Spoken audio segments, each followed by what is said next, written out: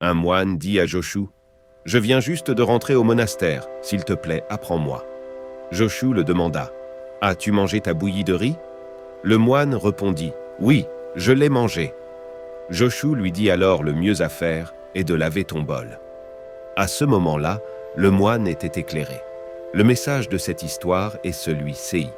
Ne vous laissez pas emporter par toutes ces réflexions sur le sens de la vie. Lavez juste votre bol, en le lavant, vous trouverez ce que vous voulez vraiment.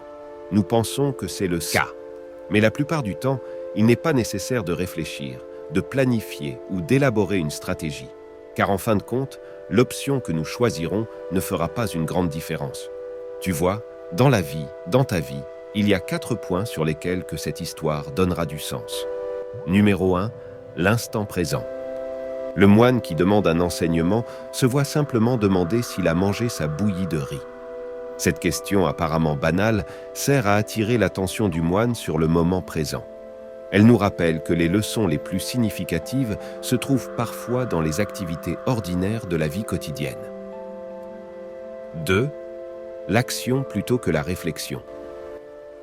La réponse de Joshua, qui dit que vous feriez mieux de laver votre bol, souligne l'idée que l'action recèle souvent plus de sagesse qu'une contemplation sans fin. Au lieu de se perdre dans les complexités des questions de la vie, prendre des mesures simples comme laver un bol peut conduire à un sentiment de poursuite et d'accomplissement. 3. Une simplicité déroutante.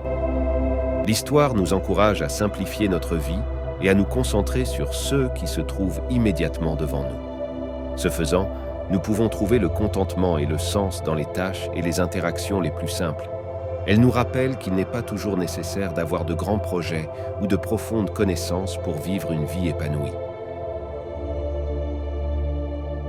4. Lâcher prise sur l'analyse excessive. L'analyse excessive de tous les aspects de la vie peut conduire à l'anxiété et à l'indécision.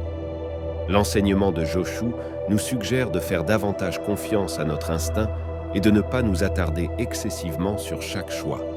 Il suffit parfois de passer à l'étape suivante, quelle qu'elle soit, et de tirer les leçons de l'expérience. Dans un monde rempli de distractions et de complexité, cette histoire zen nous rappelle gentiment d'embrasser la beauté de la simplicité. Faites-le, vivez et faites-le. Ne soyez pas déprimés, ne réfléchissez pas trop, n'analysez pas trop. C'est votre vie, vous pouvez le faire.